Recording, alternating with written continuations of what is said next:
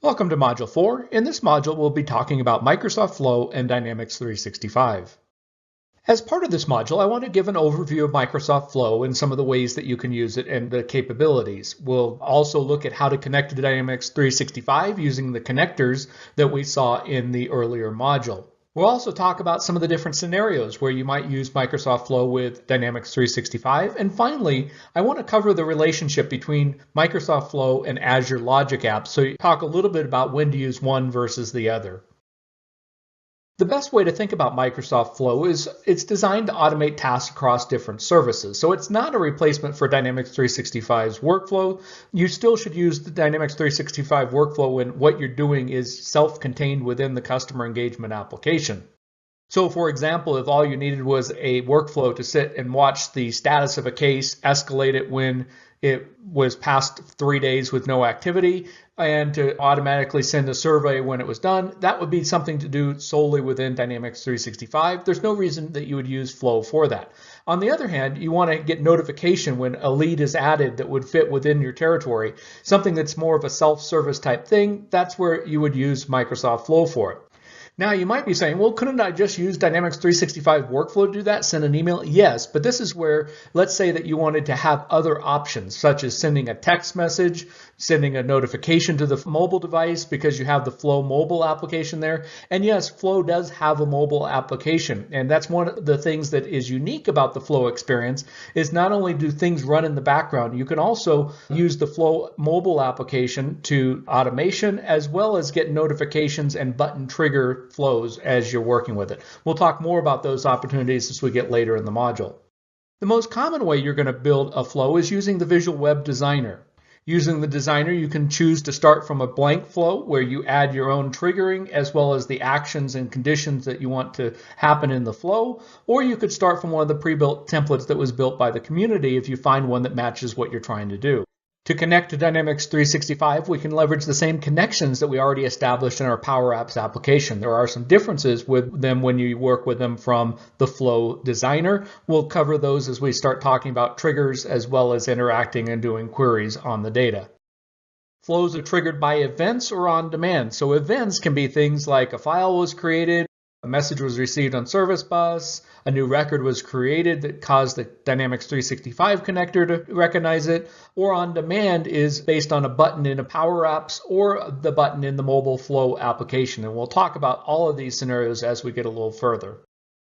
The Visual Designer is pretty easy to work with. If you start with a blank template rather than one that already has some actions built out, what you'll do is you'll first add a triggering event. So in this example, they're sending an Exchange email when a new file is added to Dropbox. So they're adding a Dropbox trigger on there, looking for files added to a specific folder. When that event occurs, it goes on to the next action, in this case, send email. Now, this is all visually defined using the Visual Designer. You'll be able to fill in the properties, things like the subject. Notice it says new file colon and then file name. File name is a picked up value from the prior step. So when you're adding additional actions to it, you always have access to the prior steps.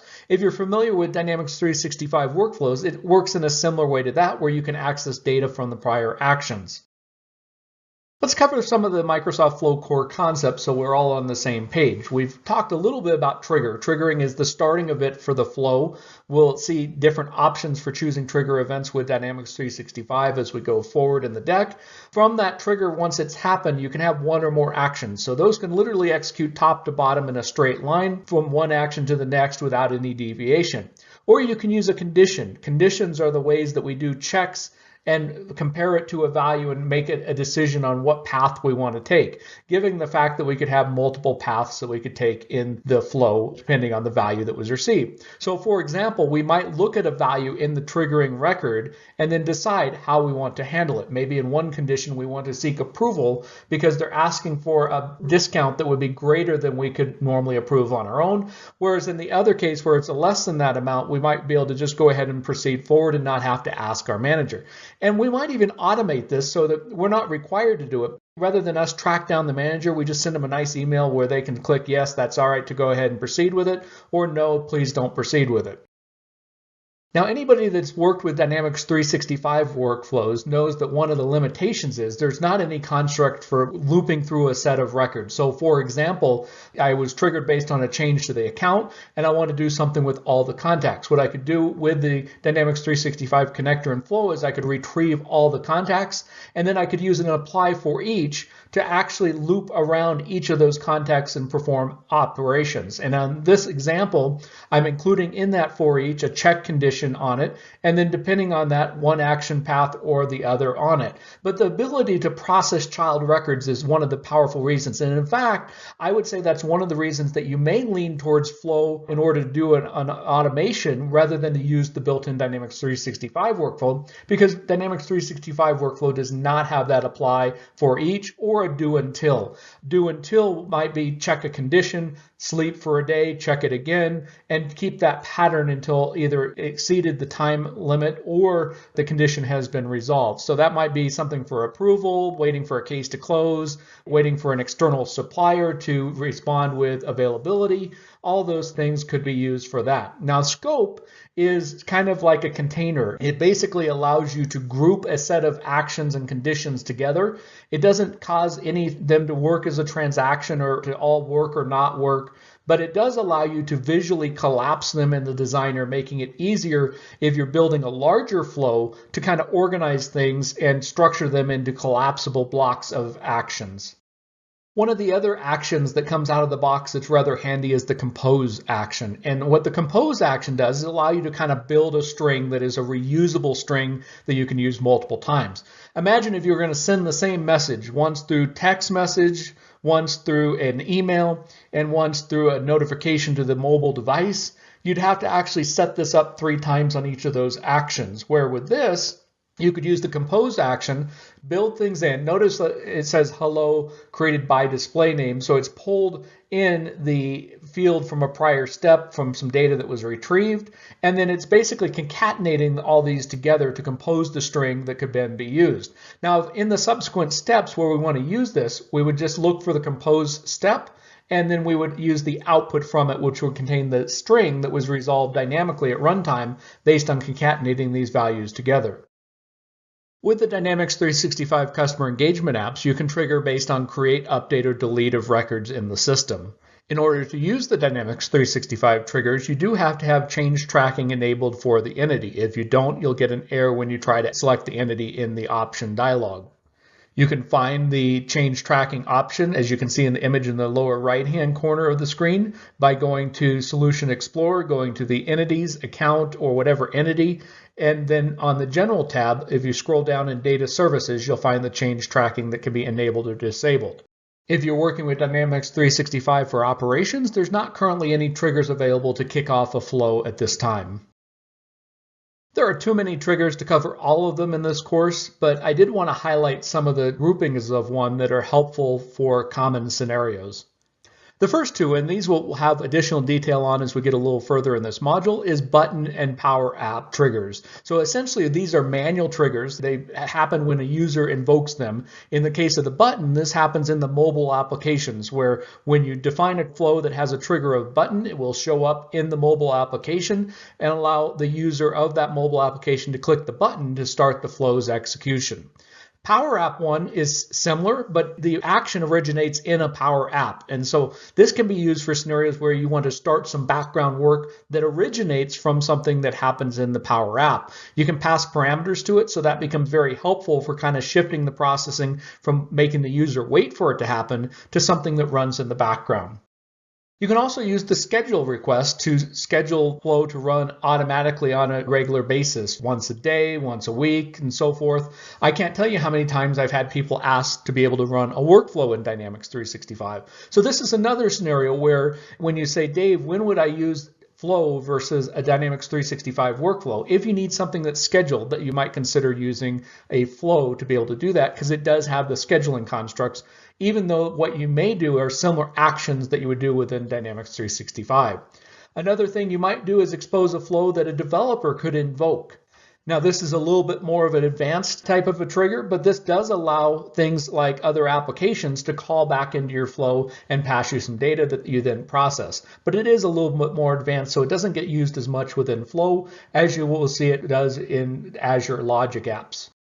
If you're like me, any automation you can do around emails is a good thing. Office 365 offers email triggers, so you can get notification of a new email in a folder, new email in your main inbox, and then take actions on it, even have access to the attachments and do some automation around those. Speaking of attachments, SharePoint documents, working with SharePoint lists and so forth, those as well as OneDrive are common other triggers that you may want to trigger a flow based on creation of something in a SharePoint list, for example.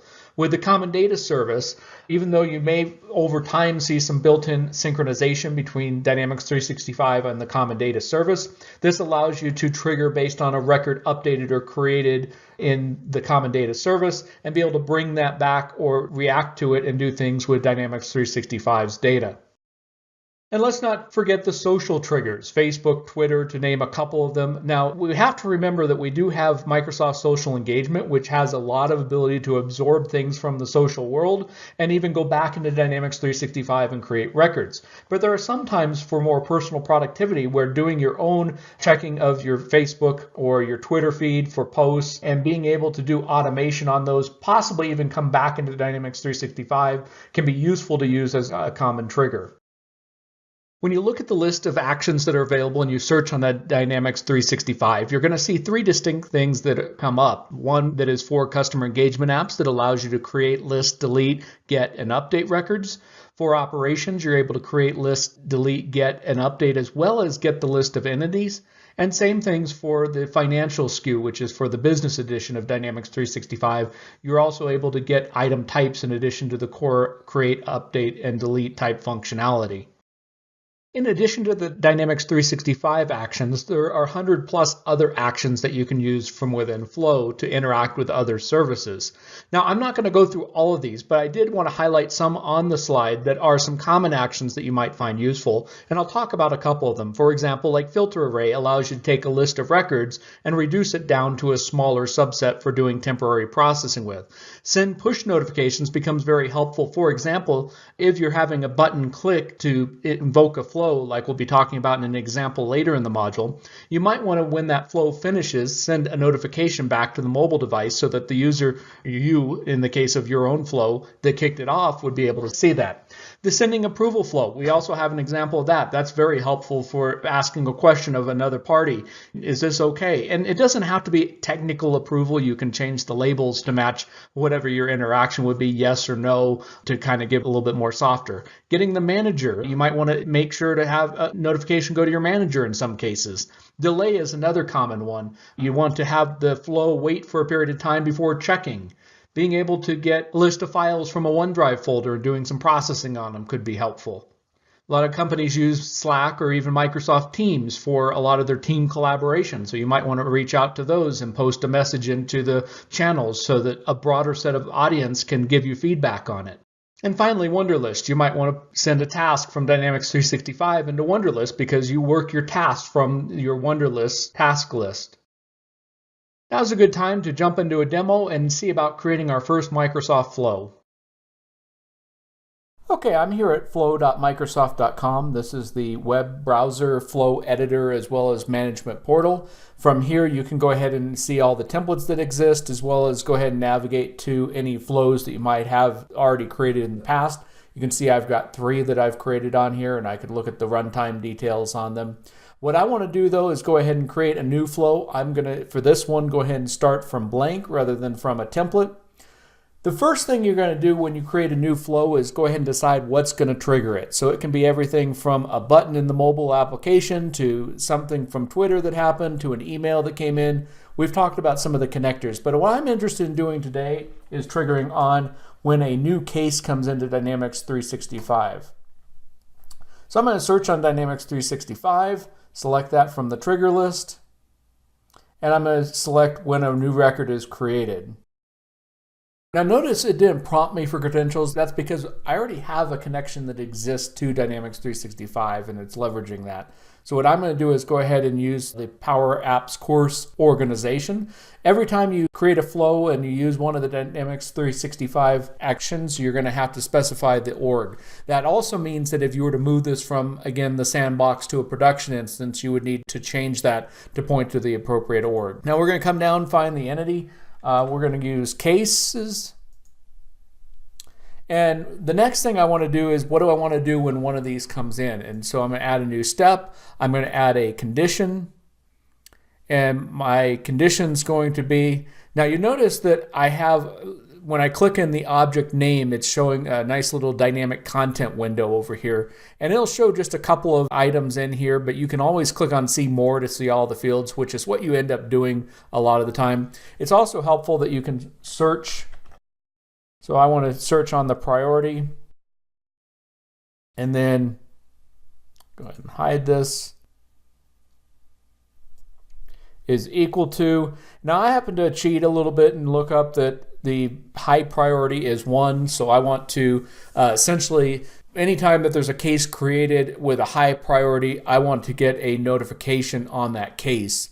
Now we could enhance this later on by making sure that we're only getting notifications for our own cases. But for right now, let's go ahead and keep that straightforward. So in the if yes do nothing, I'm going to go ahead and add an action so we're actually doing something here. Make a little more room here. And I'm going to use the notification service. What I want to do is send me a mobile notification. New case.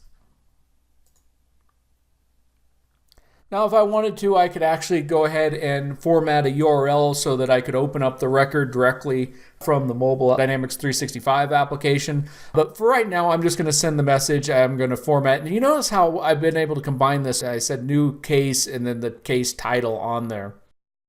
Now, when we're done creating the flow, we could keep adding it, but part of what makes flow unique is that it doesn't have to be this super big workflow that you're building. It can be just a small little thing that makes you a little more productive or makes you not forget to do something. Here, I may have committed to my customers that if it's a high priority that I'll get notified.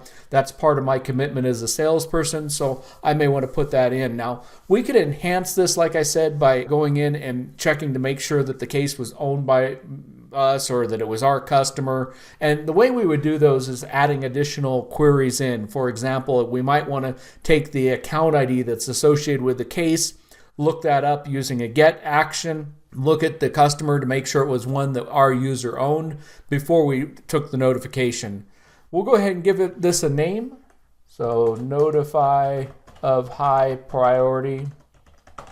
One of the tips I'll give you is I found it useful because sometimes you build ones that are just testing around. What I like to do is label the ones that I'm testing around with, start them with test and then whatever. That way when I look back at this in 5 or 6 weeks and wonder what the heck was I doing with this, I'll know it was just a test one and it's okay to delete it. So I'll go ahead and create this flow, tell me that it's done. And now if I come back to my flows, I'll see that notification of the high priority and that it was last modified 6 minutes ago. If I need to temporarily turn it off so that it's not running, I could do that. Otherwise, it's going to be active and running. I can see if there's been any runs, and currently there's not been any. So let's go over here. Let's go ahead and come into CRM. Now what I'm going to do is go ahead and create a high priority case. So I'm going to go to Service, Cases, New case.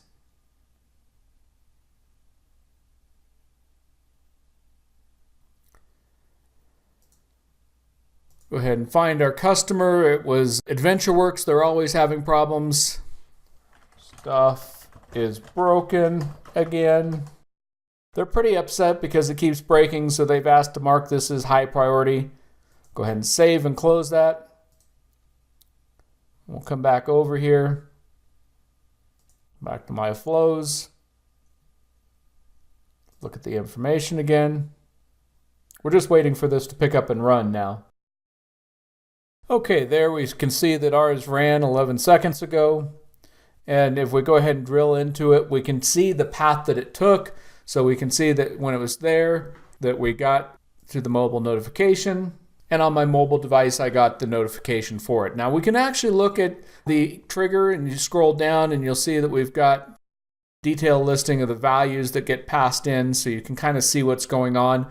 This is also a way that you figure out what you need to use for your fields and so forth when you're doing your check conditions and any other operations that you have on here. Now from here you can go ahead and edit the flow again, so if you need to make some changes. One of the things, especially when you're testing and early on with building one of these flows, that's really helpful is this resubmit button. And what this resubmit button does is it lets it literally rerun this flow like the event occurred again. So the record didn't happen, but you can see that it came in here and it's basically going through and running that check condition again. And then it's sending the notification. And it does that while you watch, so you can kind of see what's happening. Even if you have a delay in there, you'll see that it's waiting on a delay step on there. And this can be real helpful when you're first trying to figure out how to get a flow to work for what you're trying to do. You may want to rerun it multiple times. Now, the thing to keep in mind about flows is you need to keep in mind what happens if it runs multiple times. Obviously, if I'm sending a notification each time, that's not a bad thing. But if I was creating records each time, I may end up with some duplicate records that have been created. So you always have to consider what happens if it's resubmitted or rerun and error occurs and you restart it. Always should be part of how you plan to build the flow. And the more robust it is, the less likely you'll have to clean up some of those duplicate records. Let's look at a scenario where we want to have our Power App invoke a Microsoft Flow. So this is a great way to kind of offload some processing, make sure the user doesn't have to wait for the processing in the flow to happen. It also gives a little bit more control over what we do in the logic. So oftentimes in Power Apps, it's a pretty much do the create. But what if we wanted to have some check conditions, create multiple records? We could offload all that to a flow to have the action happen. So what we do is we create a new Microsoft Flow. In the trigger, we search on Power Apps. You'll see the PowerApps-Power Apps. We select that, and that'll configure that flow to be triggered by one or more Power Apps. You can actually connect this up to multiple Power Apps to be able to invoke it, and we'll kind of take a look at both sides. Now, once you've added the Power Apps as your trigger and you go ahead and add a next step or action, in this case, I've added send me an email notification. And you'll notice that on the right-hand side, if I click into the body, I'll see a list of fields that are available. You'll see ask in Power Apps, and then you'll see send email notification _ subject. So what is happening here is first, before I got to this image, I actually clicked in the subject and I clicked the ask in Power Apps. And what that does is it configure a parameter that will be allowed to be passed from the Power App to the flow for being able to be used. Now, if I wanted to have the body also come from Power Apps, what I would do is click in body, click the ask in Power Apps, and that would create two parameters that would be asked for on the Power App side.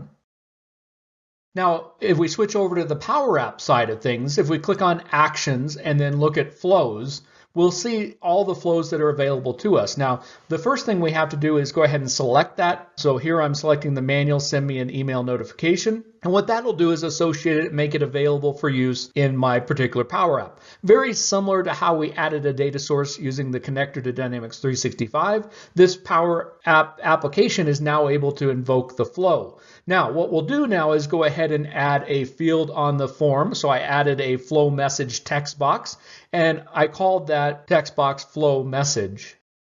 I've also added a button, send message, and for the on select event on there, what I did is I typed in manual, and in the IntelliSense started showing me the name of my flow, and then I do .run, and that basically allows me to pass the parameters. So what I'm sending to that is the flow message.text, which is the text message. In this case, it says flow message or whatever I type in there that will be used for the subject when we send that message. Now, what will happen when we run this application, we fill in the flow message with what we want to send, we click the send message button. What that's going to do is it's going ahead and trigger and run that Microsoft Flow in the background. You'll get control back immediately, even if that flow sat and ran for a couple days. Obviously, that user wouldn't want to sit around. And that's the really nice thing about handing work off to Flow, because that work can be done in the background without the user having to sit in the application. And using things like user notification or email notifications allows you to come back to the user and let them know when that background work has been completed. Now let's go ahead and build a flow and connect it to our Power Apps and see how that works. Okay, for our next flow, what we're going to do is we're going to automate the process of sending an NDA to a contact. So we want to actually start this flow from our PowerApps, but in the flow, we're going to have it actually use the DocuSign connector to send it out, or you could use Flow to receive the status once it's been signed, go back and update the contact. We're just going to do the first part here where we create the flow that will be started from the PowerApps. So let's go ahead and get started with that. I'm going to create a new blank flow. For the trigger, I'm going to use the PowerApps trigger.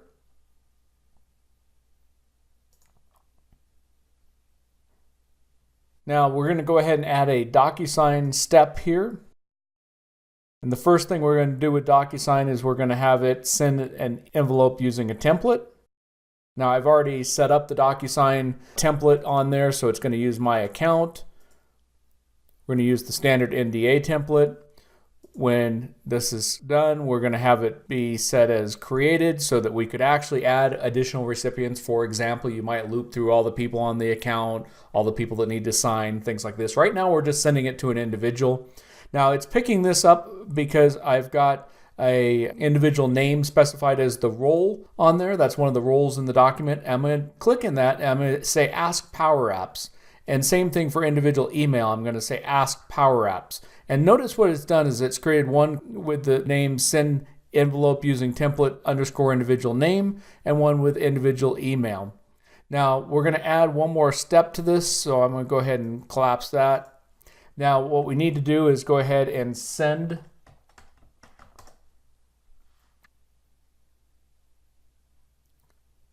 the envelope. And the reason we're doing the send separate, we might want to add other recipients or other things onto it. For right now, we're just going to keep it simple. Pick the account again. We're going to bind the envelope ID to the envelope ID used in the send template. We're going to call this send NDA, and we're going to create our flow. Okay, now that our flow has been created, what we can do is come over to our Power App. This is the Power App that has our list of contacts. We're going to add another button in here. Now to the text on that. Call this Send NDA.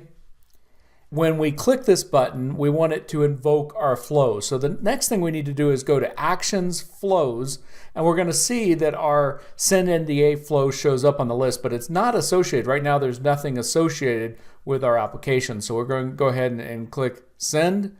And what we're going to do is go ahead and bind this to our this item.full name for the name of the contact, and this item.email address 1 for the email address for the contact. And click on the select NDA. We see this basically says call the run function. So run that flow when I click this button is what we're telling it. So we're going to go ahead and run this app, send the NDA to Susanna, switch back over, and we'll see that it's actually starting to pick up and run our flow, and it sent the envelope to our contact.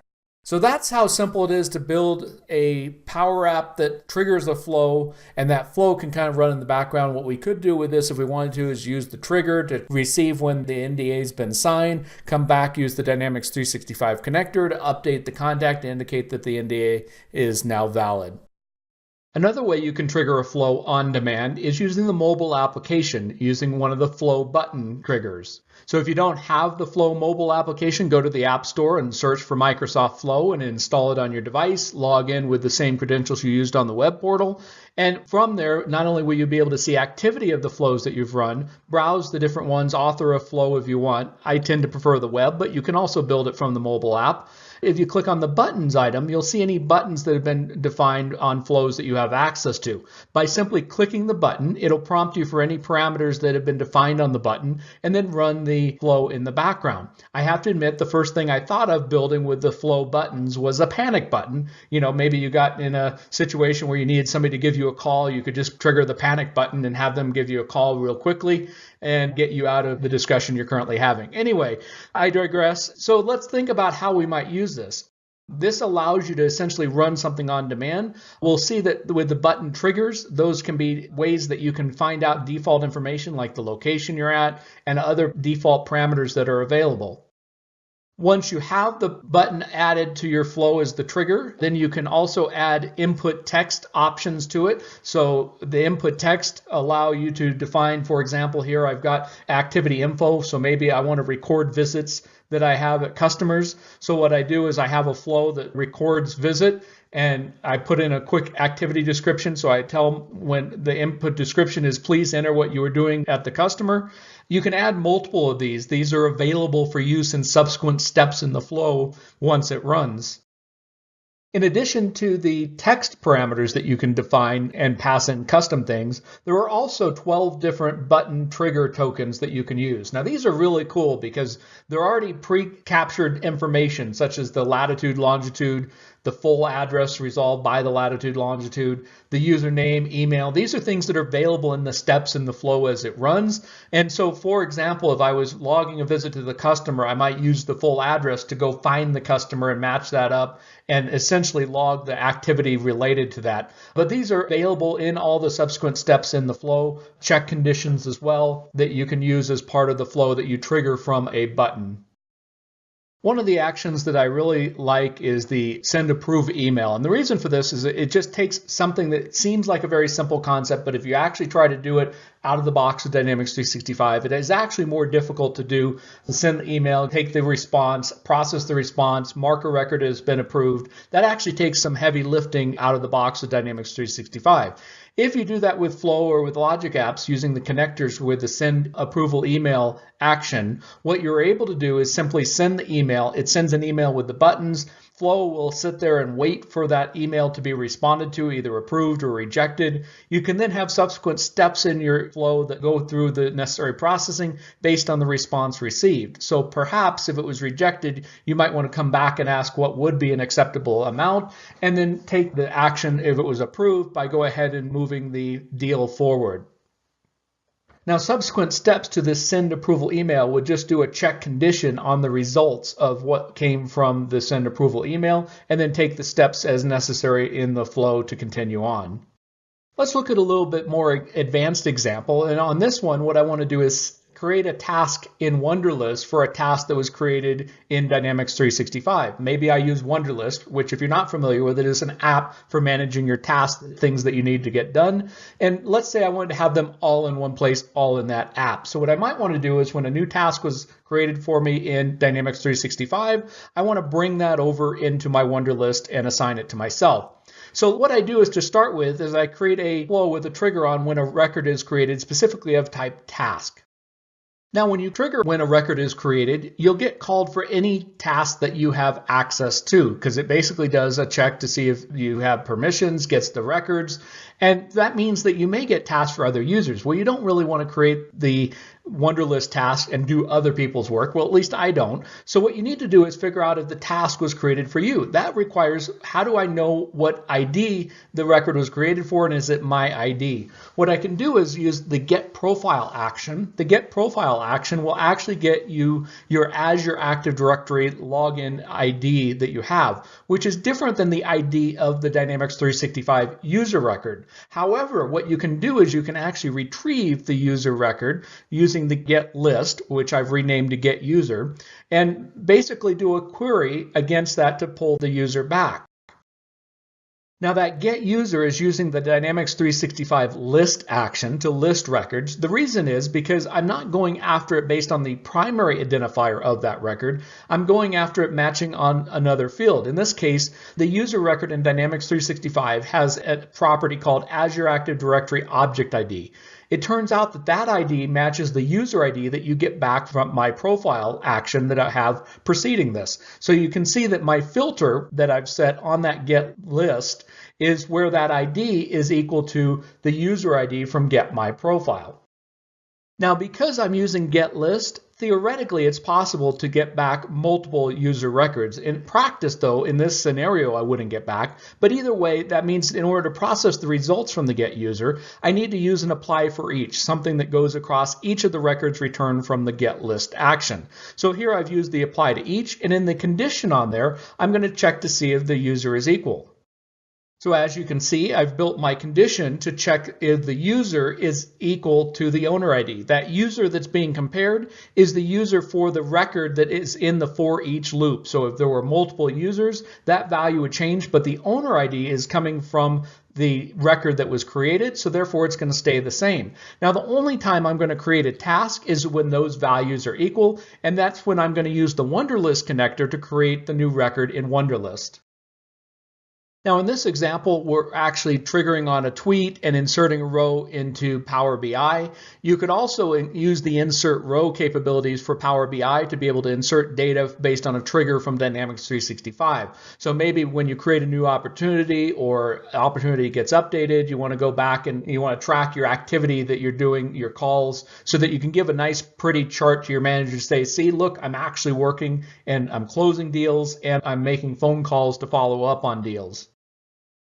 Now again, this is a little bit more of an advanced example. Both Flow as well as Azure Logic Apps can be triggered by people externally. So you could have a flow that triggers a Logic app to run to do additional work. You could have a flow that is run from a Logic app to do additional work. So both scenarios allow them to interact. There are a few different ways that you can interact with developer technologies, including calling functions that can be developed by a developer. So if you get stuck with what you're trying to do in your flow, it is okay to reach out to a developer to either have them build a Azure Logic app or an Azure function that does some of the additional processing that you can't do natively in your flow application.